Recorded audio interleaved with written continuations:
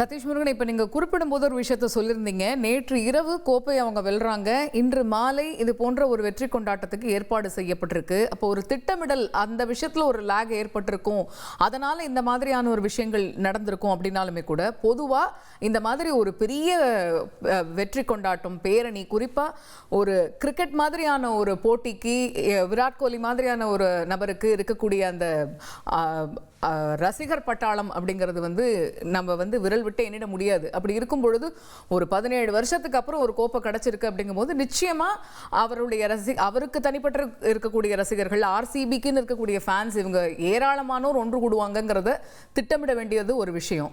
இப்போ எப்படி பொதுவாக கவர்மெண்ட் இப்படி ஒரு விஷயத்தை பண்றாங்கன்னா பிளான் பண்ணுவாங்க? எவ்வளவு நாள் எடுத்துக்குவாங்க? எப்படியெல்லாம் பிளான் பண்ணுவாங்க? ஒவ்வொரு மாநிலத்திற்கு ஏற்றாற் போல இது போன்ற திட்டமிடல் நிகழ்வு என்பதற்கும் அந்தந்த மாநிலத்திற்கே உரிய கொண்டாட்ட விதங்கள், அப்ப அவர்களுடைய பாரம்பரிய விதமாக இருக்கட்டும், அல்லது அவர்களுடைய தலைவர்களுக்கு அவர்கள் அஞ்சலி செலுத்துவது, இல்ல தலைவருடைய பிறந்தநாள்களை கொண்டாடுவது, அல்லது இது போன்ற ஒரு பெரிய பொது நிகழ்ச்சியை நம்ம ஒரு திட்டமிடும் போது ஏற்கனவே இருக்கக்கூடிய அனுபவங்கள் ரீதியாகவும் அதற்கு அந்த ஏற்கனவே நான் தெரிவித்ததுள்ள அந்த புரோட்டோகாலை ஃபாலோ பண்றது என்பது மிக முக்கியமாக பார்க்கப்படுகிறது. இது போன்ற பொது நிகழ்ச்சிகள்ல, பொது இடங்கள் நடக்கக்கூடிய இந்த பிரம்மாண்ட நிகழ்ச்சிகளுக்கு காவல்துறையில் இருக்கக்கூடிய உயரதிகாரிகள், அனுபவமிக்க உயரதிகாரிகளுடைய செயல்பாடுகள் தான் மிக முக்கியமானதாக பார்க்கப்படுகிறது. ஏனென்றால் கூட்ட நெரிசலை கட்டுப்படுத்தவும் போக்குவரத்தை சரி செய்வதும், இந்த இரண்டு பிரச்சனைகள் தான் இது போன்ற சம்பவங்களுக்கு இட்டு செல்கிறது. அதை தான் தற்போது நேரடியாக நாம் பார்த்துக் கொண்டிருக்கிறோம். பெங்களூருவில் நடைபெற்றக்கூடிய இந்த காட்சிகள் நம்ம அதைத்தான் விளக்குகின்றன. பொதுவான ஒரு போக்குவரத்து நெரிசல் ஏற்படும் பட்சத்தில் அதற்கு மாற்று போக்குவரத்து ஏற்பாடுகள் செய்யப்பட்டிருக்க வேண்டும். அதே போன்று ஆம்புலன்ஸ், அவசர கால ஊர்திகள் என்று சொல்லக்கூடிய ஆம்புலன்ஸ், தீயணைப்பு வாகனம், காவல்துறையினருடைய வாகனம் ஆகியவை இலகுவாக வந்து செல்வதற்கு, அதாவது எவ்வளவு கூட்ட நெரிசல் இருந்தாலும் இந்த வாகனங்கள் குறிப்பிட்ட நேரத்தில் குறிப்பிட்ட இடத்திற்கு செல்ல வேண்டியதை உறுதிப்படுத்தும் வகையில அந்த திட்டமிடல் என்பது இருக்க வேண்டும். நமக்கு கூட தமிழகத்துல இது போன்ற ஒரு எதிர்பாராத விதமான சில பிரச்சனைகள் நடந்த சில நிகழ்வுகளும் இருக்கிறது. அது முறையாக அந்த திட்டமிடல் ஏற்பட்ட பிரச்சனை தான் என்பது நமக்கு தெரியும். அதே போன்ற ஒரு நிகழ்வு தான் தற்போது பெங்களூரிலும் நடைபெற்றிருக்கிறது. தமிழகத்தை பொறுத்தவரையில திட்டமிட்டு நடைபெற்ற எந்த நிகழ்ச்சியிலுமே இது போன்ற பிரச்சனைகள் இருந்ததே கிடையாது. அதே போலதான், ஆனால் திட்டமிடாமல் திடீரென அறிவித்து 2 மத்திய ராணுவத்துறையினர் அதே போன்று தமிழக அரசு இணைந்து நடத்திய அந்த ஏர் ஷோல நம்மால் பார்க்க முடியும். போக்குவரத்து நெரிசலும் அதே போன்று கூட்ட நெரிசலும் ஏற்பட்டது. இதுதான் ஒரு எடுத்துக்காட்டு. ஆனால் அதற்கு பிறகாக முறையாக அந்த திட்டமிடல்ல மத்திய மாநில அரசுகள் இணைந்து செயல்பட்டிருந்தால் அதுவும் தவிர்த்திருக்கலாம் என்கிற அடிப்படையில தான் பின்னால தமிழக அரசு அதுக்கு பதிலளிச்சிருந்தது. இந்த சூழல தான் தற்பொழுது 24 மணி நேரத்துல இது போன்ற ஒரு வெற்றி பேரணியை அரசால் எப்படி திட்டமிட முடியும் என்பதுதான் மிகப்பெரிய ஒரு சவாலான விஷயம். ஏனென்றால் இது போன்ற நிகழ்வுகள்ல பெங்களூரு, கர்நாடகா இது போன்ற ஒரு நிகழ்வுகளை அவர்கள் ஆர்கனைஸ் பண்ணியிருக்காங்களா இதுக்கு முன்னாடி? அந்த மாதிரி ஆர்கனைஸ் பண்ணியிருந்தா அவங்களுக்கான ஸ்ட்ரென்த், அதாவது காவல்துறையினுடைய ஸ்ட்ரென்த் எவ்வளோ, அதே போன்று இந்த நிகழ்ச்சிக்கு தேவைப்படக்கூடிய மற்ற துறையினருடைய அதிகாரிகள், ஊழியர்களுடைய எண்ணிக்கை எவ்வளவு வேண்டும் என்பது மிகவும் கணிக்கப்பட்ட ஒன்றாக இருக்க வேண்டும்.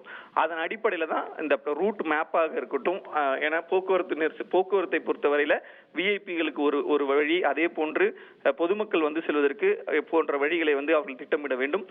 கூட்ட நெரிசல் எந்த இடத்துல கூட்டத்தை கட்டுப்படுத்த வேண்டும், எந்த பாதையில எந்த இடத்துல இவர்களை ஒன்றிணைத்து அமர வைக்க வேண்டும் அல்லது ஒருங்கிணைக்க வேண்டும் என்கிற திட்டமிடல் இருந்திருக்க வேண்டும்.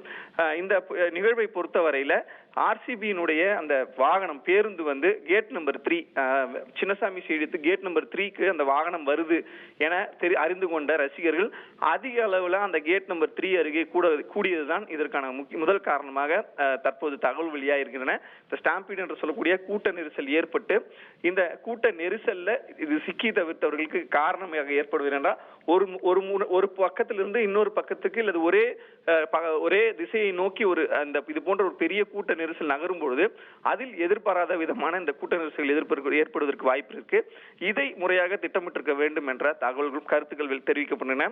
குறிப்பாக வரக்கூடிய அந்த கிரிக்கெட் வீரர்களுக்கு பார்ப்பதற்காகத்தான் இவ்வளவு கூட்டம், ஆயிரக்கணக்கான அந்த ரசிகர்கள் கூட்டம் வருகின்றனர். அந்த அடிப்படையில அவர்கள் வரக்கூடிய பாதையில ரசிகர்களை அனுமதிக்கலாமா வேண்டாமா, அல்லது அந்த வீரர்களை எவ்வாறு பத்திரமாக அழைத்து வர வேண்டும், அந்த ரசிகர்களுக்கு ரசிகர்களை வீரர்களுக்கு மத்தியில் அழைத்து செல்வது, இல்லை அவர்களுக்கு நெருக்கமாக கொண்டு செல்வது என்பது வீரர்களுக்கும், அதே வேளையில இன்றைய தினம் இந்த ரசிகர்களுக்கு ஏற்பட்ட நிலையும் கூட ஏற்பட இருக்கும் என்கிற அடிப்படையில் தான் அவர்கள் மிகவும் பாதுகாப்பாக அழைத்து செல்லப்பட வேண்டிய ஏற்பாடுகள் இருந்திருக்காங்க. ஆனா முறையான அந்த திட்டமிடல்ல இந்த 24 மணி நேரத்தில் அதை சாதிக்க முடிஞ்சுதா என்றால் இல்லை. ஏனென்றால் கட்டுக்கடங்காத கூட்டம் அந்த பகுதி மதியம் முழுவதிலிருந்தே இருசக்கர வாகனங்களையும் நடந்து சென்றும் மெட்ரோ பொது போக்குவரத்து மூலமாக அதிக அளவில் கூட தொடங்கி இருக்கிறார்கள். அப்போதாவது அந்த மாநில நிர்வாகமானது சற்று சுதாரித்து கூட்ட நெரிசல் அதிகரித்து வருகிறது. அதற்கேற்றாற் போல் திட்டமிடலை மாற்றி இருக்கலாம். ஆனால் இது எதுவுமே நடைபெறாமல் இருக்கக்கூடிய சூழ்நிலை தான் தற்போது இந்த 9 பேர் இந்த கூட்ட நெரிசல்ல பலியான சம்பவம் அந்த பகுதியில் சோகத்தை ஏற்படுத்தியிருக்கிறது. இந்தியா முழுவதும் இருக்கக்கூடிய இந்த ஆர்சிபி ரசிகர்களுக்குமே கூட இது ஒரு பெரிய ஒரு சோகமான நாள். கொண்டாட்ட மனநிலை இருந்து ஒரு குறிப்பிட்ட ஒரு 24 மணி நேரத்துக்குள்ள அவர்கள் சோகமான ஒரு சூழலுக்கு செல்ல வேண்டிய நிலைமை ஏற்பட்டிருக்கு. அதிமுக்கிய விவரங்களை அனைவருக்கும் புரிய வைக்கும் பாட்காஸ்ட். தவிர்க்க முடியாத முதல் மக்கள் வளைகுடா நாடுகள் பிரான்சிஸுக்கு பிரியா சம்பவங்களை தேடி களத்திற்கே உங்களை அழைத்து செல்லும் ஸ்பாட்லைட். அங்க இருக்கக்கூடிய கள விவரங்கள் என்ன? அமலாக்கத்துறை கடந்த 5 வருஷமாவே சார் எனக்கு ரொம்ப பிடிக்கும் அவர் வர்றதுக்காக. எங்களுடைய நியாயமான கோரிக்கை. Even at the cost of stopping. பார்வையாளர்களையும் செய்திக்குள் பங்கெடுக்க செய்யும் மக்கள் குரல். 50 ரூபாய் எங்களுக்கு தண்ணிக்கு ஒரு தீர்வே இல்லைங்க 10 வருஷமா. எங்களுக்கு சரியான ஒரு விடிவு கிடைக்கவில்லை. 60,000 ஏக்கருக்கு தான் கேட்கிறோம். பிச்சை கேட்கறாங்க. புத்தம் புதிதாக வித்தியாசமாக ஹெலிகாப்டர்களின் உதவி என்ன படிக்கலாம்ன்றதுல பேரண்ட்ஸும் என்கரேஜ் பண்ணணும், ஸ்டூடெண்ட்ஸும் தேர்வு செஞ்சு. எனக்கும் சீமானனுக்கும் பெரிய வித்தியாசம் இல்லைங்க. ஒரு பாயிண்டா சொல்லணும். உங்களுக்கான தலைவர்களை பொழுதுபோக்கு தளத்தில் தேடாதீர்கள், போராட்ட களத்தில் தேடுங்கள். அனைத்தும் உங்களுக்காக. எப்போதும் இணைந்திருங்கள் தந்தி டிவியுடன். தவிர்க்க முடியாத தம்ப்நெயில்ஸ், கலக்கலான கண்டென்ட்ஸ், சினிமாவும் சீரியஸ் பிரச்சனைகளும், பல வருடங்கள் தளபதி இடைவெளி விஜய் பெரிய கலகலப்பும் கைகலப்பும்.